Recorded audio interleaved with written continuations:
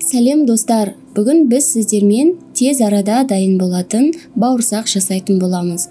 Ол үшін бізге осы ингредиенттер керек, және де мен описание бөлімінде қалдырып кетемін. Бізге ең алдымен жылы айран керек. Мен микроволновкада қыздырып алдым. Содан соң үстіне содамызды қосып, жақсылап араластырамыз. Араластыру барысында қыздар біздің айранымыз 2 есе ұлғаяды, және де бетінде көпіршіктер пайда болады. Сол кезге дейін жақсылап араластырып аламыз. Мінекей қыздар, осылай 2 есе ұлғайып, бетінде көпіршіктері пайда болды. Енді ары қарай қалған ингредиенттерімізді қосатын боламыз. Үстінен алдын ала ерітілген сары майымызды қосамыз.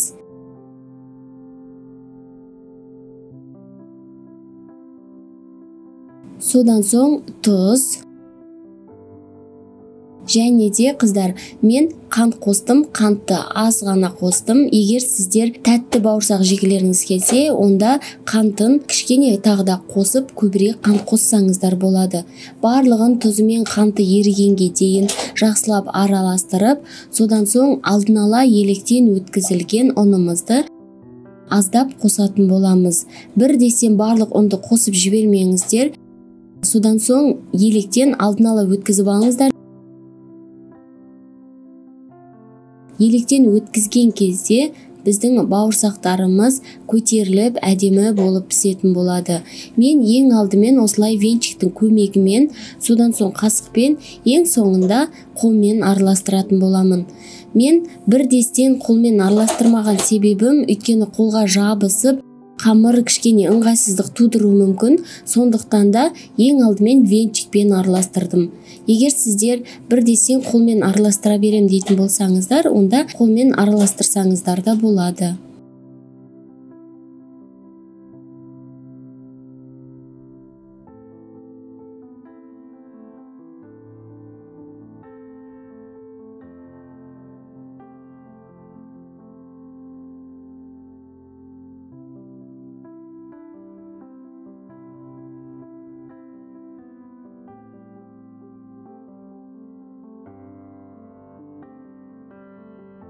Мінекей бізде осылай кішкене қолға жабысатындай қамыр шығу керек. Жұп жұмсақ болып иленіп шықты. Енді қазір бетіне салафанды жауып, содан соң 10 минут, 15 минутқа қалдырып қоямын. Немесе пищевой пленкамен жапсаңыз да болады. Содан соң егер қызып тұрған пешіңізде 5-10 минут ұстасаңыздар да болады, немесе дәл осылай 15-20 минутқа қалдырып қойсаңыздар да болады. Мен өзім 15 минутқа қалдырып қойдым. Содан соң алып, ары қарай пісіріп бастаймыз.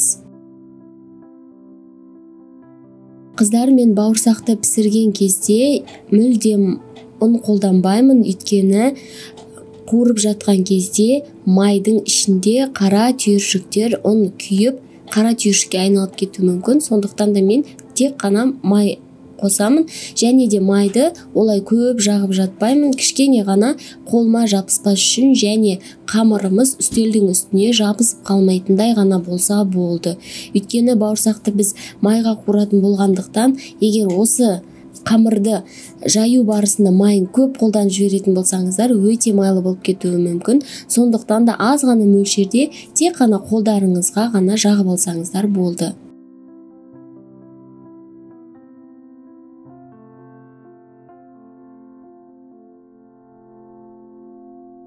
Өте қатты жұқа болып кетпесін қыздар, өйткені бауырсақтарыңыз қытырлақ болып кетуі мүмкін. Орташа етіп жасаңыздар. Және де мен осылай кішкене бауырсақты алып қалдым. Бұл біздің қамыр. Осы қамырды мен қазір не істейтінімді сіздерге көрсетемін. Міне жаңағы кішкене алып қалған бауырсақты мен осылай майды қойғаннан бастап салып қоямын.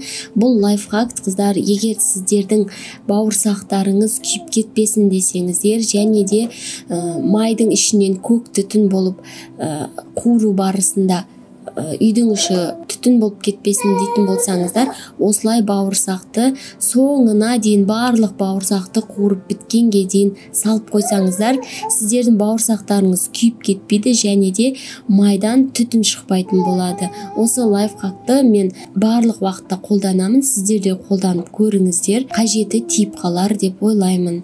Осылай барлық бауырсақтарымызды қуырып алдық. Өте дәмді шықты қыздар. Содан соң оңай. Егер де қонақтар келіп жатса үйлеріңізге, немесе жұма уақытында мен сияқты декреттегі ана болсаңыздар, сіздерге ашытып жатпай-ақ тез арада дайын болатын бауырсақтың түрін ұсынамын. Ешқандай да ашытылған бауырсақтан айырмашылығы жоқ. Жұп-жұмсақ әдемі бауырсақтарымыз осылай шықты. Көтеріліп әдемі болып тұр. Жасап көріңіздер қыздар. Видеоны толығымен қараңыздар. Сіздерге ұнайды деген ойдамын.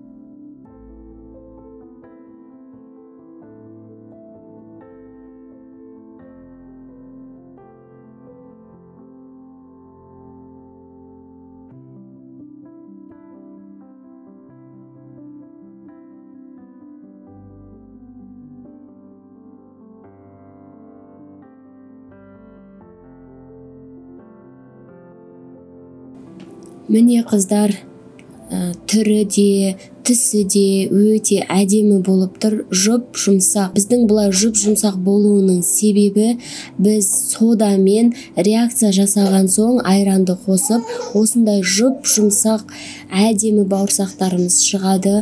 Сіздер де осылай жасап көріңіздер.